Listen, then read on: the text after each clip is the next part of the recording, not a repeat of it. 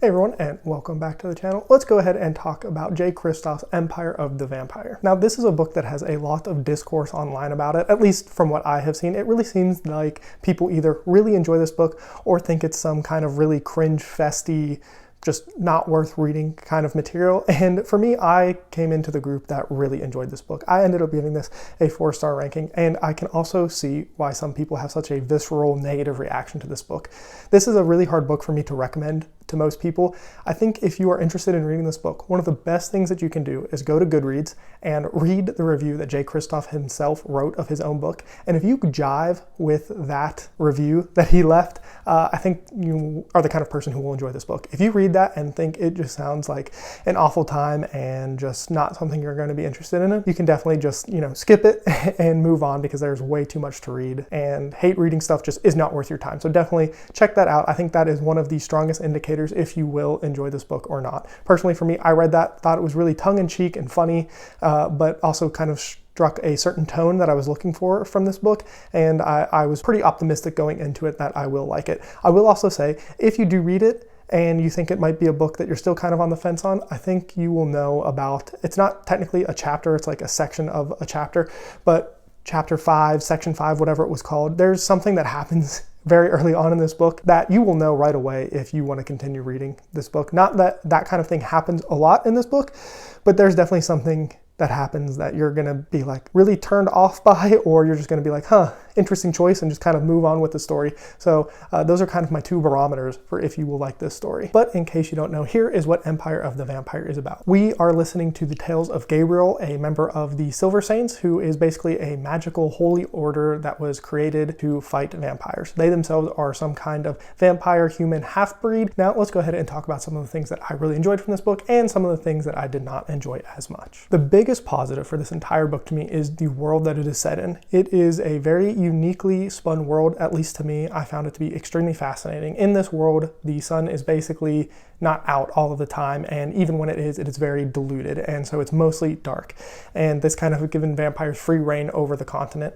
And what really sold me on this world is the religious aspects that are woven into the story that just feel so real and crafted so well. So I don't know if I've ever mentioned this on the channel before, but I have a degree in computer science, but a minor in religion. So I spent a lot of time in college studying all kinds of religions, from Christianity, Buddhism, Taoism, East, West, all kinds of different religions.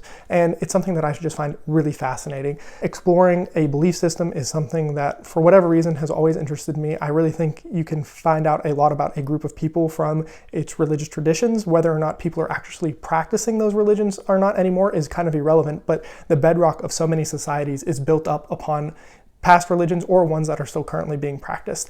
And so when this book was so heavy on these religious themes that are pretty clearly pulled from like some parts of Christianity, but then just warped into its completely own thing, was just awesome. It really just like scratched an itch I didn't know I had, and it really wanted me to I like want an encyclopedia for the religion in this world almost as much as I am looking forward to the next book in this series. It has its own sacraments, it has its own Holy Trinity, it has angels, it has all of these things that just make the world feel like it's really lived in, and just like a really strong grounded foundation from where the society can be built from. And it makes you kind of understand everything that is going on in the society, why people act the way they do, why something like the Silver Saints exist. All these kinds of things are just super fascinating and something that I really enjoy in a story. It really just gives that world building that is more than a magic system. That's more than just there's this group of people that believes this and there's this group of people that believe this. This just is much more deeper than a surface level interpretation of a basic religion. Keeping with the world building, the vampires themselves are also very fascinating. There are different branches of the vampires and they all have different powers, which is another very interesting aspect to it. It just makes this world feel splintered and creative, which is always nice because vampires are so hit and miss. I haven't read too many vampire stories. This is without a doubt the best vampire story I've probably ever read, and that's not saying too much because it's like Twilight and Dracula, but I just found that the way these vampires were crafted, the different levels of them, you have ones that basically can do nothing except hunt, and then you have these upper level with their own caste system and all their powers. It's just really well done, and so this world just feels so lived in. And while this is, a pretty long book, it was like a 30-hour audiobook, none of it felt like a drag while these things were being explained. And part of that has to do with the narrative. And that's another thing I enjoyed about this. We are getting the account of somebody after all of these events have already happened. So you're kind of jumping back and forth between the current present timeline of Gabriel, his far past, and then, you know, somewhere in between. And that really kept the story flowing and didn't let it drag. I think if this was a more linear story, you know, you probably could milk a bunch of books out of it, but I don't think the story would be as compelling. Now, getting these things interspersed with it, it also provides some levity, because some of the things that are happening in here are extremely dark. There is plenty of brutal stuff happening in here, which is another thing I liked. I enjoyed the very brutal aspect of this book. Now, that's not something I'm always looking for in a book. I definitely enjoy the Sanderson style of brutality, where it's not really shown in the same detail that it is here in Empire of the Vampire, but I also really enjoy this level of it sometimes. And so this book just scratched that itch perfectly. While it is pretty brutal, it's not so over the top that it felt cartoony.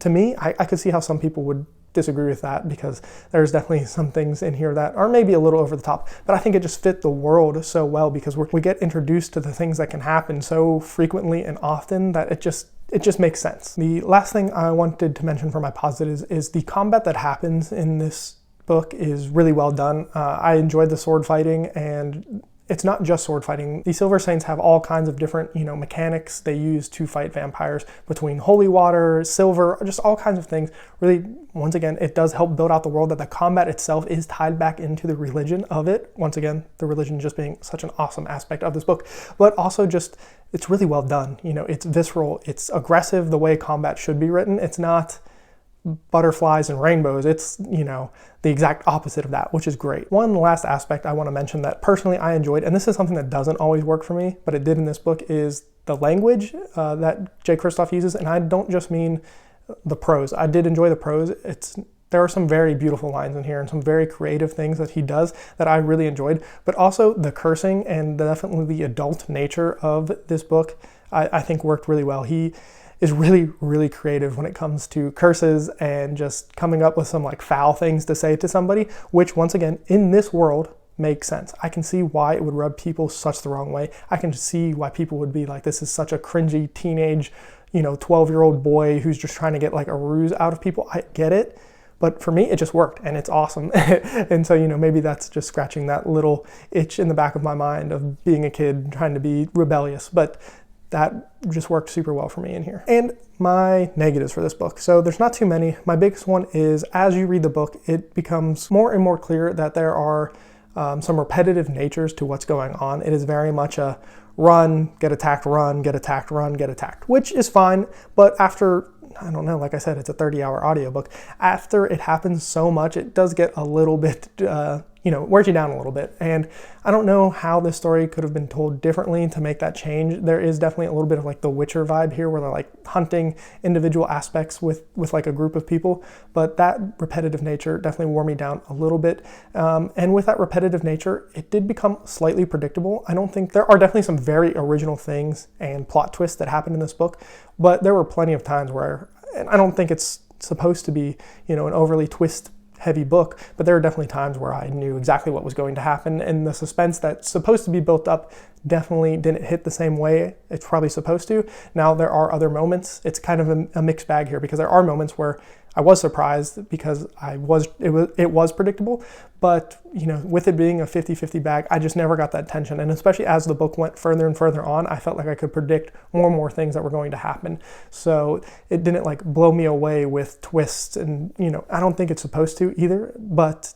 you know, if you are worried about those kinds of tropes being played on, you know, you're not going to enjoy this book nearly as much as I did, because even with me enjoying it as much as I did, it did wear me down a little bit. And speaking of tropes, the last negative I have, there are a few tropes. One I can't mention because it happens really late in the book, so it's a huge spoiler, but it's a trope that I personally do not enjoy very much. And there's another trope, fake deaths just kill me. If somebody's going to die, just kill them. Don't have you know, a fake out death. And I feel like I can say this because you're going to have no idea which character it is, but I'm not a fan of fake out deaths, and you know, that happens in here, and that always just is a big knock for me. So even if it makes sense, even if it's totally plausible, blah, blah, blah, all that stuff, I just never enjoy seeing that trope. I want death to be meaningful and impactful, and when it happens, for it to happen.